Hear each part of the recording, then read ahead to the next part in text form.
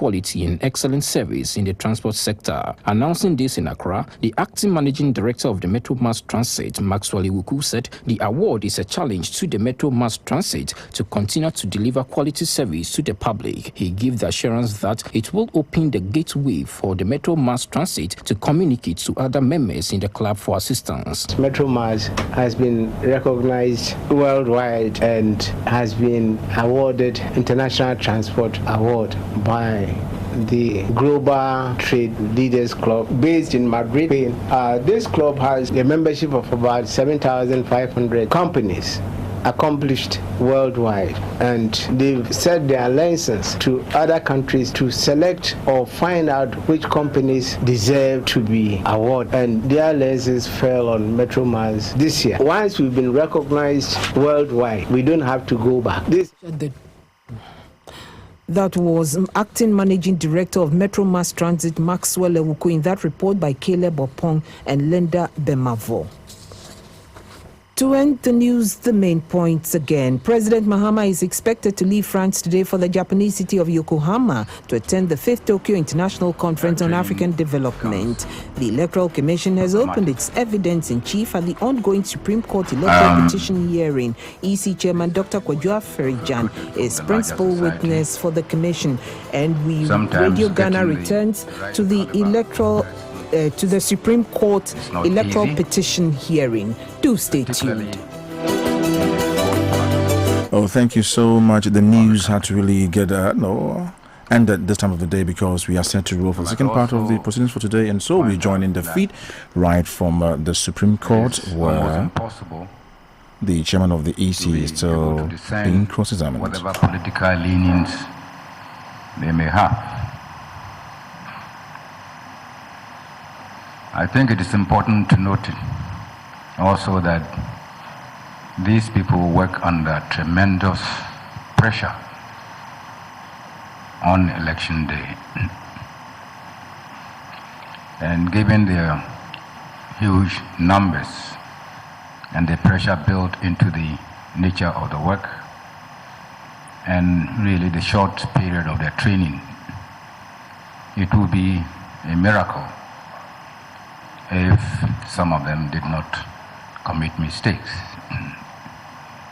So mistakes will not be unexpected.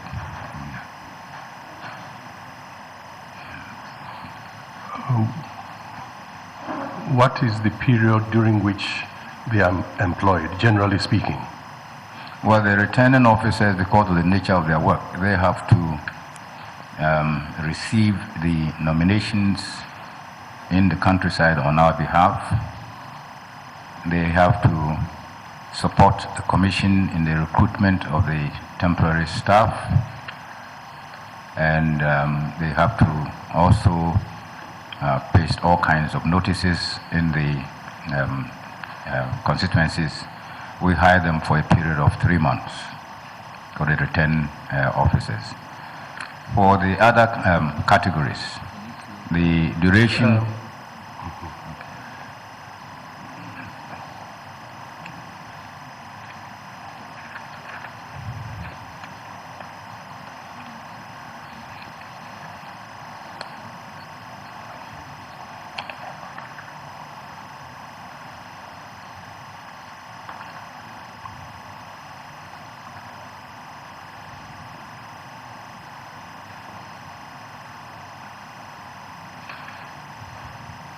for the other categories of workers, apart from the period of training, the actual period of work is no more than 4 days.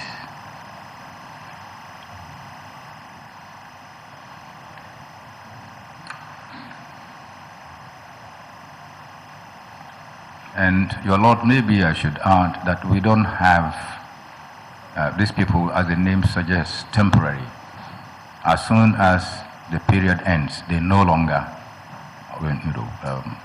officers of the Electoral Commission. So we don't have permanent returning officers as they do in some countries. And we don't have permanent presiding officers as they do in some countries. We hire for the period ends, and they cease to be officials of the Electoral Commission. Now, just to clarify, where do the returning officers work? Well, now they will be working for some time. You know, they're supposed to work at the constituency headquarters, but the constituency headquarters may not be a proper office, so they may work alongside the district officer of the commission. But during the elections, the actual elections, where do they perform their duties? Well, they perform their duties at the constituency center. Whereas the presiding officers... The presiding officers will do their work at the polling station. Very well.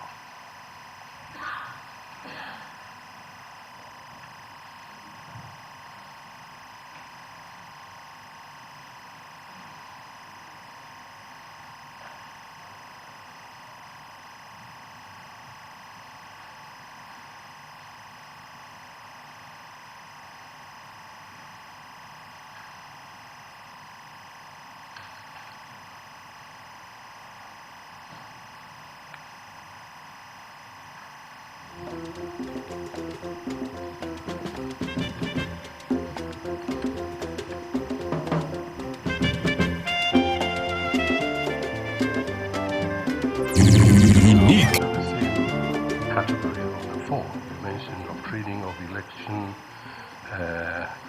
day personnel. Is there another category for which training is provided? Well, my lords, yes, but they are not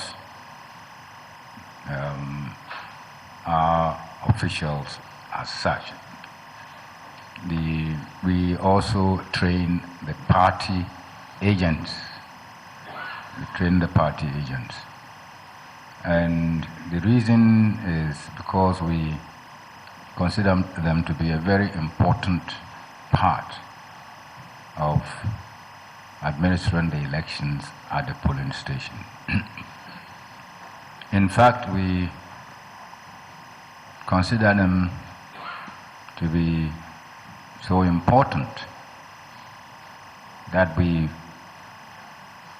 often seek funding from outside to facilitate their training. In the 2012 elections, the funding came from the Department for International Development, DFID, of the UK, the United Kingdom, let me say, the United Kingdom. And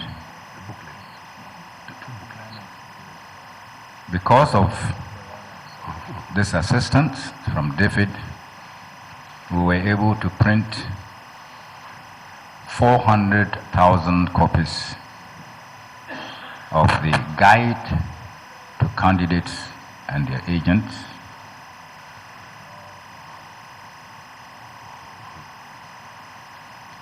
and we were also able to train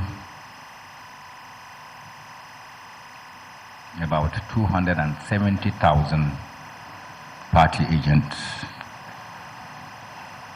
of all the political parties. I think that this attests to the importance that we accord to the agents. For sure, we don't regard them as observers. Observers of whether they are local or international, exalted or whatever, have no right to sign the pink sheet or to make a protest, a formal protest against an election at the polling station.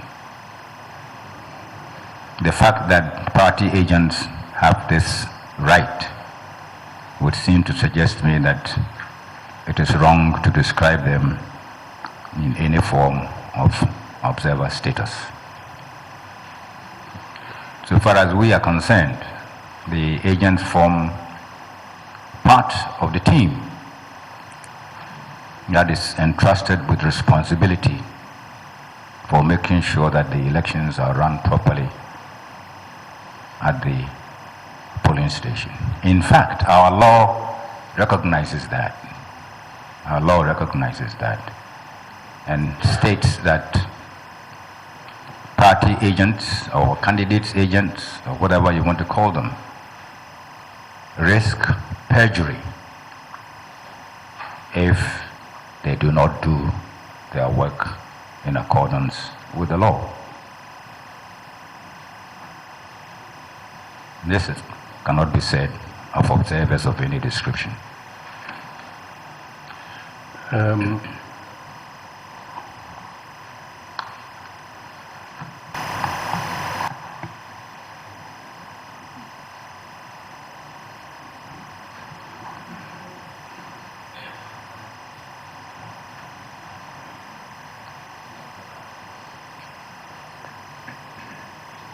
You have with you exhibits EC1 and EC2, I believe.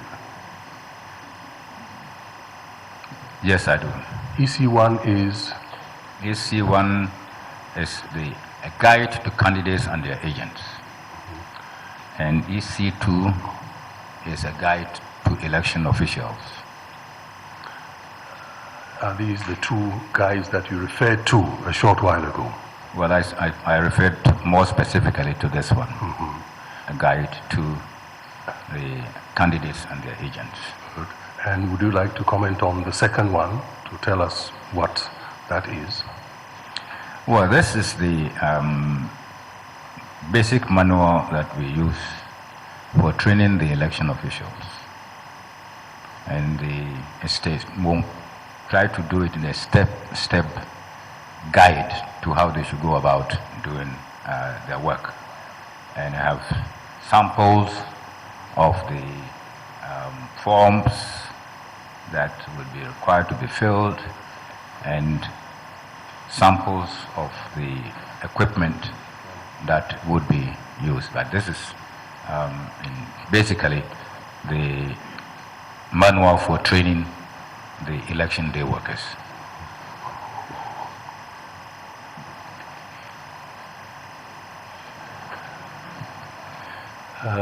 Dr. Afari Gyan, now I'd like us to come to election day.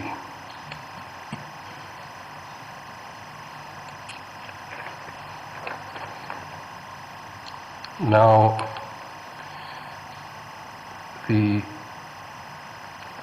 first of all, did anything happen prior to the date set for the elections themselves, the presidential and parliamentary elections? My lords, if I understand your question correctly, before the main election, which was scheduled for the 7th, 4 days to that period, we conducted what we call the special voting.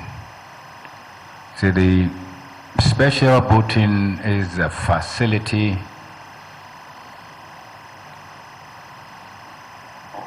that has been given to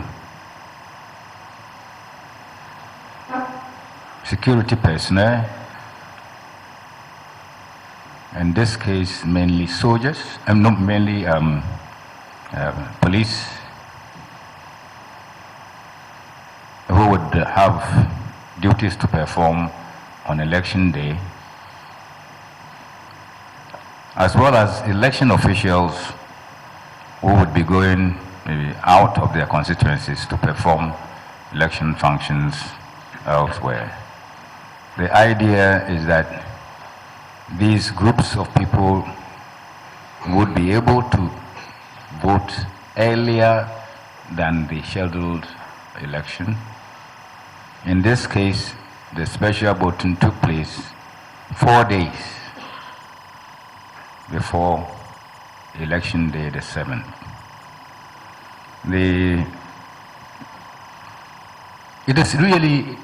It should be called properly early voting, because the calling it special voting has caused us considerable problems. Sometimes the people who vote in there think that they are special people and they must be given special treatment. That is not what special voting is intended to be. As I said, it's a facility to allow people to vote so that they can devote their full attention to their duties on election day. Apart from that, the only difference between the special voting and the main election is that the election, after the election, the results are not counted immediately as we do in the main election. The boxes are sealed and secured to be counted after the close of the poll at the collation center on election day. When the boxes are secured, what happens? Does anything happen to them? Well, they are sent to the police station for to be kept under security guard. Apart from these two aspects, early voting, not counting the votes, everything else is done in exactly the same way as it is done on election day. There is a register compiled for the special voting. A register of? It's a register of voters for the special voting. Okay? You see, for special voting, we have one center, at least one center in each constituency. And it is done for a particular reason. You see, in the case of the presidential election, the whole country is one constituency. And it doesn't matter where you vote. But for the parliamentary election, you must vote in the constituency where you are registered. So if you are registered in, say, the Dudu constituency, you cannot vote in Rekum East constituency. So we set one center in every constituency, and you will have to travel to that constituency so that you are able to vote for the parliamentary candidate as well as for the presidential candidate. That is why the reason for sending. But there may be a constituency, some constituencies where you have more than one. For example, Dadikotopong constituency happens to have the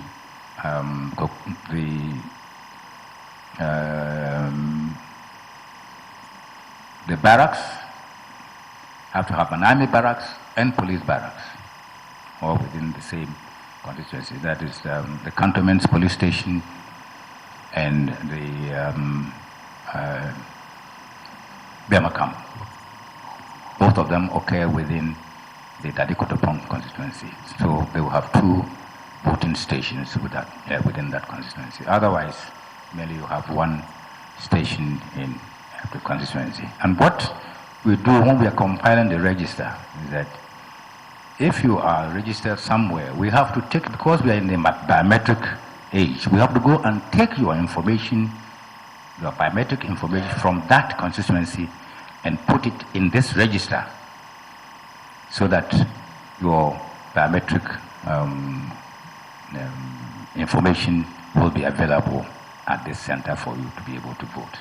And that is why the law requires that you give us 42 days if you are going to take part in special voting. As I said, the special voting is treated in the same way as the election is treated at a polling station, which means that it will have its own pink sheet.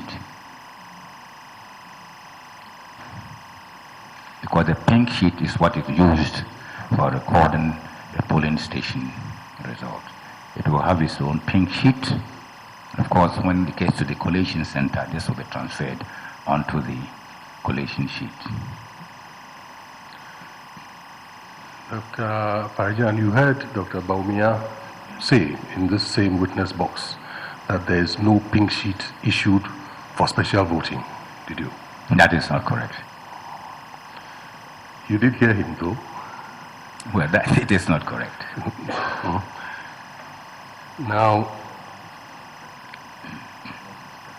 as to the register of special voters, is it made available to any? Oh, yes, my lords. We give the register to the political parties, so the political parties know who is going to take part in special voting. Let me also add that the agents of the parties are present when the special voting is taking place. That's why I say that it takes place in exactly the same way as at the polling station.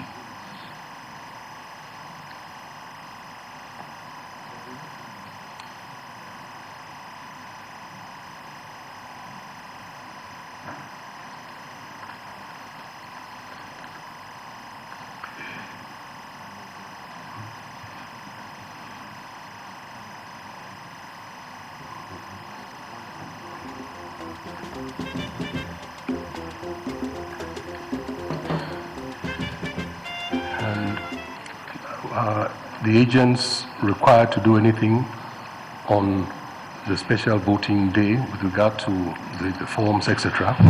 Well, you know, by our